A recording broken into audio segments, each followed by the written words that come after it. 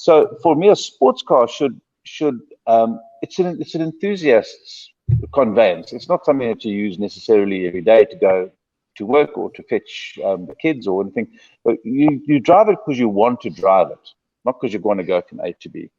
So that's my definition of what a sports car is. And I think having driven all these Cobras that feel a bit numb, and like Ted says, you said on it, not in it, and you don't.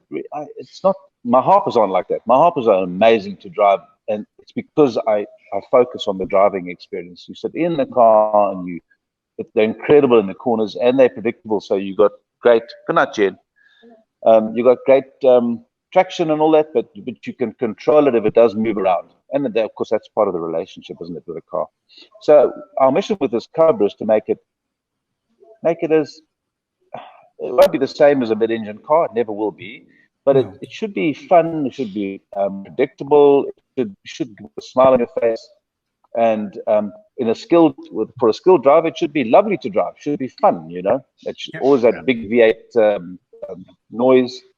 And it must be manual. I can't understand why people put automatic gearboxes into these cars.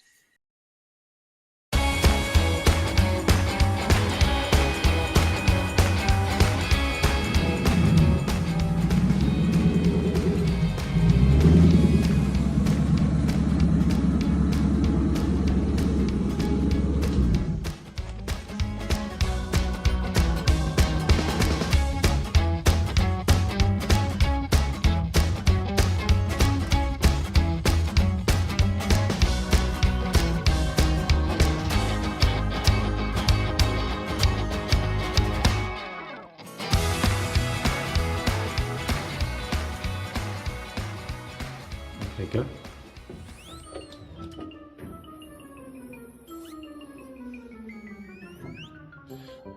Nice. Okay, the angle is cool. Close it. That's a little bit over center there. I'll do something a bit different. Okay, open.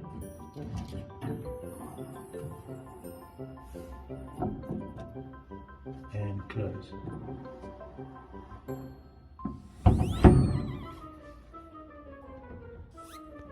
Super.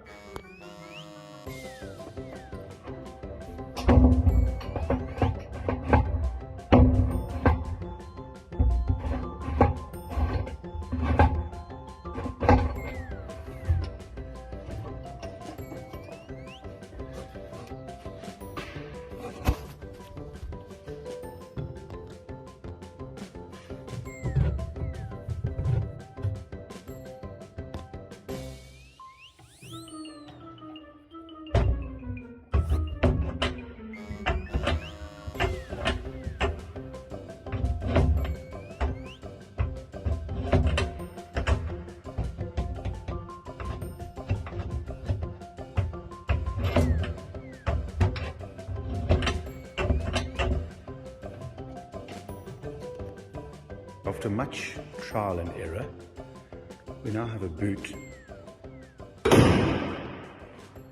that just closes.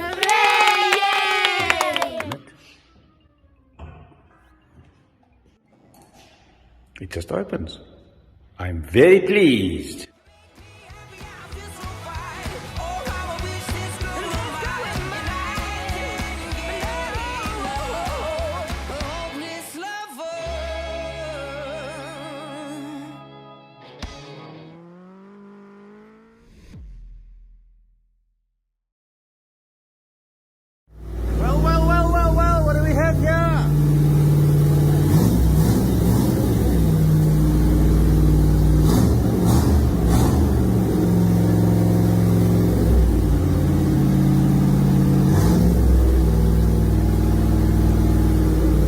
Break it.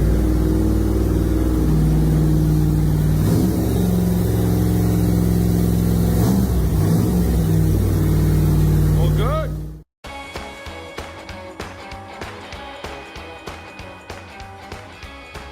Well, good morning. The camera's a bit shaky. It's because my hand is still shivering from my early wet start, and I've got my towel and my bean bag here. But audit is ready. Dan's accept my challenge, so that's cool. And where's the camera? There. We're going to go fast today and have fun. Building the Cobra. Well, it's largely done now. These pictures are a few weeks old. All the wiring's in. Those have been polished up. All little scratches have been taken off of them. They're quite noisy, so I might have to cut them and put a silencer in. A bit deafening. But the guy that did the polish did a really good job. All those fine scratches have gone. Yeah, look at those little buggers. So in an impulse, I decided to make new rear suspension control arms. I wasn't happy with the Jaguar system of just having a link like that with the radius rod. It didn't make any sense to me. So I decided to make go for a different solution where there is no radius rod. I just don't understand how there can be a radius rod at right angles to the axis of the control arm. So it's 32mm by 3mm tube, and so far it's held up actually. I've done some burnouts and nothing fell off, and I haven't seen any sign of twisting, and the road was quite dry. So anyway, that's a good sign that it's holding together. I think it should be actually in 3D, because not just 2D like that, but it doesn't seem to want it yet. But we'll have to see with some sticky tires on the car. Anyway, it was quite fun making them. Took longer than expected as usual. And of course, because the tolerances are so tight and you weld it, of course it bites, and it bit and pulled on the welds by about 1 millimeter. So I had to jack it all straight again. The Jaguar uses needle roller bearings on the back axle. That was me just mocking it up, I think, just to get my clearances right. So there's no wriggle room. It's got to be perfect or it just won't fit. Which is fine, I suppose, but man, it's a mission. So there the arms are looking all painted. A coat of paint always makes them look nice and new and professional. Like I said, this job took a few days more than I would have liked it to have, but it was necessary. I needed to move the wheel forward 30mm in the arch to get it lined up. I'm actually not happy with these arches, but we're going to live with them for now until such time as we can do some proper testing, and we'll see what to do. These aren't the original needle rollers. These are different ones, but they are more or less the same. Of course, Jaguar uses Imperial stuff, and everything here is metric, so it was slightly challenging, but we got the right bearings in the end, put them together. The back end was very empty with nothing in, but now it looks a bit better. Oh, looks quite nice. I think those rear shocks should stand up a bit more vertical. The mechanical advantage on them will be pretty severe, but having said that, I've tested the car and it feels great, really great. So even with much less weight, it rides really nicely. That tank is 95 liters, so we should be able to get from one filling station to the next without having to break out the jerry cans.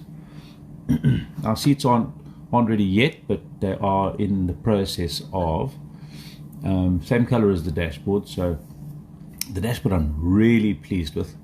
I need to get it back to the upholstery, because I don't like that waviness along the edges. Our cluster's in, and I've gone for this combination switch. I don't like rows and rows and rows of switches, so it cleans up the dash nicely. And in fact, the dash looks great. I'm really happy with the dash. The car stands nicely, a bit high at first, as you can see, but we dropped that down a bit more. And it's got to come down a little bit more still, and then I think it'll be just right.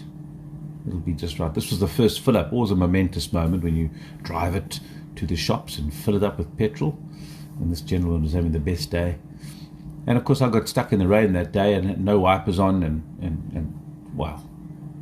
Life's not for sissies anyway. So it ran perfectly during the trip. I was really pleased.